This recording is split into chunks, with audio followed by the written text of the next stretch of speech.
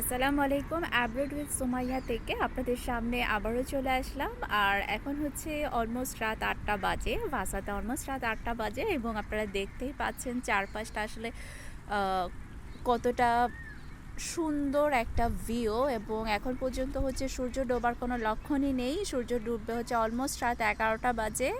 আর যেহেতু এখন 8টা বাজে, রাত 8টা, তো সবাই দেখা যায় মোটামুটি এই টাইমগুলোতে হচ্ছে অফিস থেকে এসে ফ্যামিলি নিয়ে ঘুরে বেড়ায় অথবা হচ্ছে তারা জগিং করতে বের হয়। আর আমি একটা পার্কে বসে আছি যেটা আমার বাসা থেকে হচ্ছে খুবই কাছে। সো এখানে সবাই হচ্ছে অফিস আওয়ার শেষে হাঁটাহাঁটি করতে বা ফ্যামিলি নিয়ে টাইম কাটাতে খুব বেশি পছন্দ করে।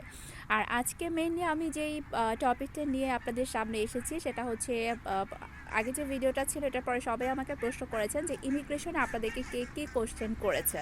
তো ইমিগ্রেশনে আমার যেই এক্সপিরিয়েন্সটা হয়েছে, ইমিগ্রেশনে আমার এক্সপিরিয়েন্সটা শেয়ার করার জন্য মূলত আমি আজকে আপনাদের সামনে চলে এসেছি।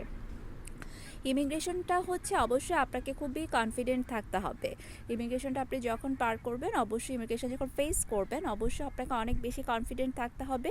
আমার ইমিগ্রেশনটা হয়েছিল হচ্ছে হেলসিঙ্কি এয়ারপোর্টেই। আমি হচ্ছে সামনে ছিলাম এবং আমার হাজব্যান্ড অ্যাজ ইউজুয়াল পিছনে ছিল। তো যখন বলেছে যে আমি ইউনিভার্সিটি অফ ভাসার স্টুডেন্ট, আমার কাছে জাস্ট আমার অফার লেটার দেখতে চেয়েছে এবং হচ্ছে আমাকে জিজ্ঞেস করেছে যে আমি কোথায় থাকবো। তো ভাসার হচ্ছে স্টুডেন্ট হাউজিংয়ের যেই অর্গানাইজেশনটা আছে ওয়াজ থেকে হচ্ছে আমার বাসা অলরেডি ঠিক করা ছিল। তা আমি আমার এগ্রিমেন্টটা দেখিয়েছি যে আমি ওয়াসের বাসাতে থাকবো। তারপর তারা আমাকে বলেছে যে এটাকে আপনার ফার্স্ট টাইম ফিনল্যান্ডে আসা। আমি বলেছি যে এটা আমার ফার্স্ট টাইম। তারপর বলেছে ওয়েলকাম টু ফিনল্যান্ড। আর কোনো কোশ্চেনই কিন্তু তারা করেনি। অলমোস্ট এটা 2 মিনিট থেকে 3 মিনিটও মনে হয় না লেগেছে। আর আমার হাজব্যান্ডকে জাস্ট জিজ্ঞেস করেছে যে আপনি যে স্পাউস হিসাবে এসেছেন, তো আপনি হচ্ছে এটাকে আপনার ফার্স্ট টাইম ফিনল্যান্ডে আসা হয়েছে কিনা এবং আপনার আরপি কার্ডটা দেখিয়ে জাস্ট এতটুকু। এবং আমার হাজব্যান্ডের অলমোস্ট 1 মিনিটও কিন্তু লাগেনি। সো আমরা এই দিক থেকে অবশ্যই লাকি ছিলাম। তো আমরা অবশ্যই কনফিডেন্ট ছিলাম।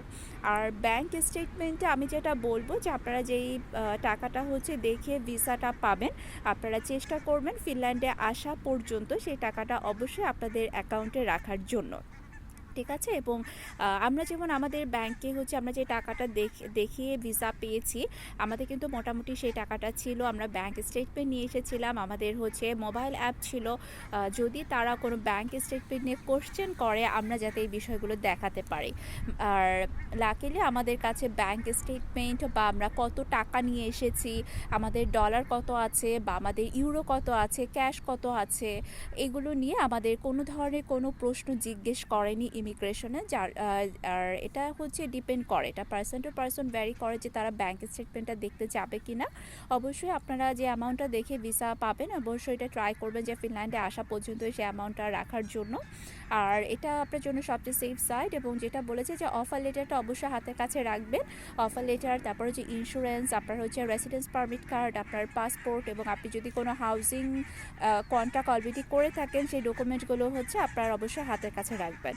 আর অনেকে আছেন, যেহেতু এখন অনেক স্টুডেন্ট আসছে, অনেকে হচ্ছে হাউজিং পাচ্ছে না, অনেকে হয়তো বা কন্ট্রাক্টে থাকছে বা কারোর সাথে হাউস শেয়ার করে থাকছে, তারা অবশ্যই যার সাথে হাউস শেয়ার করছেন, যার সাথে আপনার হাউসটা শেয়ারে থাকবেন, তার নাম এবং তিনি কোথায় থাকে, অ্যাড্রেস, এই জিনিসগুলো কিন্তু অবশ্যই মনে রাখবেন।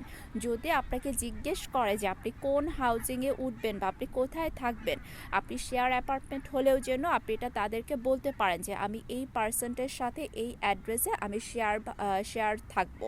ঠিক আছে? সো অবশ্যই বাসার যে ঠিকানা, শেয়ার অ্যাপার্টমেন্টের ক্ষেত্রে বাসার ঠিকানাটা অবশ্যই একটু মনে রাখার চেষ্টা করবেন এবং এরিয়ার নাম এবং আপনি কোন ইউনিভার্সিটিতে আসছেন, কোন সাবজেক্টে আসছেন, এই জিনিসগুলো কিন্তু অবশ্যই মনে রাখবেন। এবং হাতের কাছে offer letter, insurance, RP card, এই জিনিসগুলো কিন্তু অবশ্যই রাখবেন। আর যারা স্পাউস হিসাবে এসেছেন তাদের হচ্ছে অ্যাজ ইউজুয়াল আরপি কার্ডটা তো অবশ্যই রাখতে হবে। আরপি কার্ড এবং হচ্ছে পাসপোর্টটা হাতের কাছে রাখবেন। এবং হাউজিংয়ের ক্ষেত্রে অবশ্যই বলবেন, যেহেতু আপনারা স্পাউস, আপনারা একসাথেই হচ্ছে থাকছেন। আর ট্রাই করবেন যে যিনি মেইন অ্যাপ্লিকেন্ট আছেন এবং যিনি স্পাউস আছেন তারা হচ্ছে একসাথে দাঁড়ানোর জন্য। তাহলে জাস্ট আপনি ইমিগ্রেশন অফিসারকে বলবেন যে আমরা হাজব্যান্ড ওয়াইফ বা আমরা হচ্ছে কাপল, আমরা একসাথে থাকবো। তাহলে কিন্তু হাউজিংয়ের কোশ্চেনটা জাস্ট একজনকে করলেই কিন্তু হয়ে যাবে। আর হচ্ছে আপনার এখানে আসার পরে তো আরও কিছু কাজ রয়েছে। এখানে আসার পরে আপনাকে কী কাজগুলো করতে হবে, কী বিভিন্ন রেজিস্ট্রেশন রয়েছে, ব্যাংক অ্যাকাউন্ট রয়েছে। তো এই বিষয়গুলো নিয়ে পরবর্তী আরেকটা ভিডিও নিয়ে আপনাদের সামনে চলে আসবো। সেই পর্যন্ত অবশ্যই সাথে থাকবেন এবং পেজটাকে তো সাবস্ক্রাইব করতে ভুলবেন না। আল্লাহ হাফেজ।